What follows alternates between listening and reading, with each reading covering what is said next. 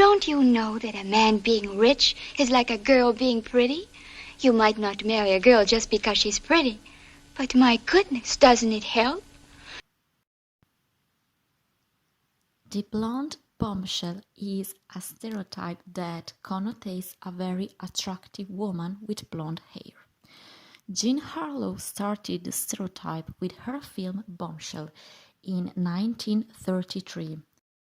Following her, Marilyn Monroe, Jane Mansfield, and Mamie Van Doren helped establish the stereotype characterized by a combination of very light colored hair and Barbie facial features.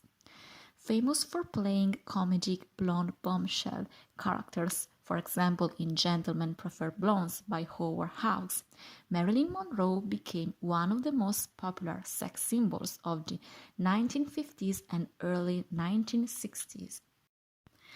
Long after her death, she continues to be a major icon of pop culture. In 1999, the American Film Institute ranked Monroe 6th on its list of the greatest female screen legends from the golden age of Hollywood. During the 1950s, the blonde bombshell started to replace the femme fatale as the mainstream media stereotype.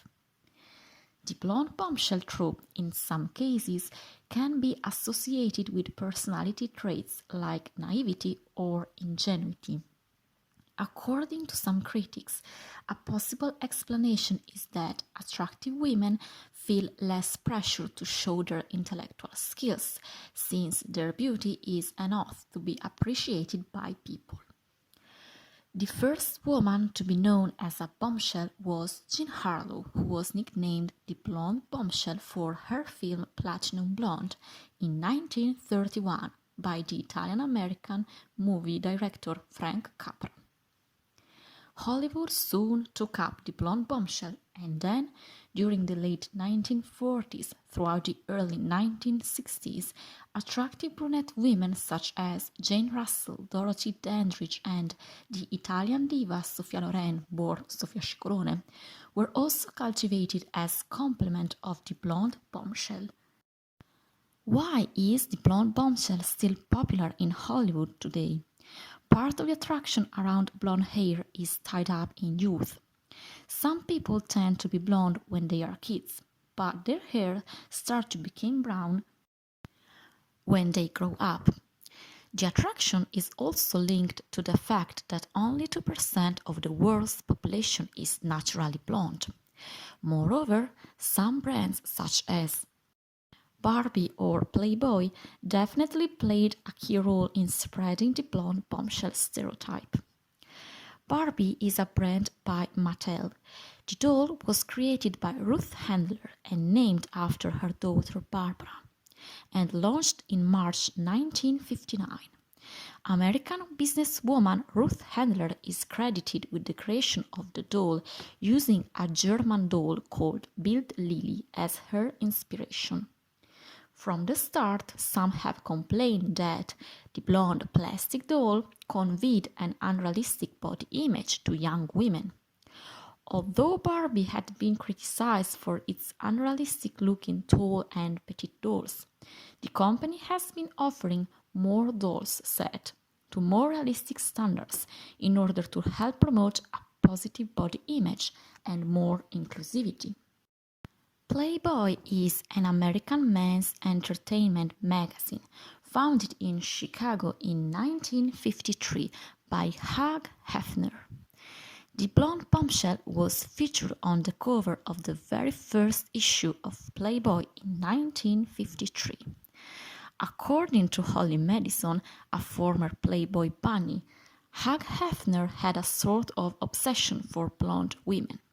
In fact, in November 2009, he said, "My blonde obsession began with the movies in the 1930s with Jean Harlow, Gene Rogers in Flash Gordon, Alice Faye, and Betty Grable." Alfred Hitchcock, like Hugh Hefner, was also known for his preference for blonde women. In fact, he preferred to cast blonde women for major roles in his films, as he believed that the audience would suspect them the least comparing them to virgin snow that shows up the bloody footprints, hence the term Hitchcock blonde. It definitely seems that Alfred Hitchcock linked blonde women to this idea of innocence, ethereal beauty. This is not a new concept. During the Italian Renaissance, the majority of painters, such as the Italian Sandro Botticelli, often painted blonde women because they were considered to be very ethereal and angelic.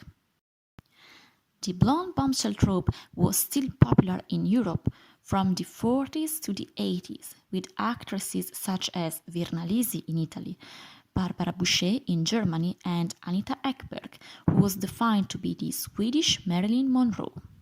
Anita Ekberg worked in Italy, where she played Silvia in famous Federico Fellini's movie La Dolce Vita.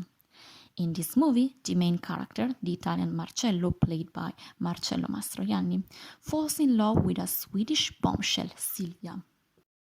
Moreover, in USA medias, the blonde bombshell was still very popular from the 80s throughout the 90s, with actresses and models such as Pamela Anderson and Anna Nicole Smith.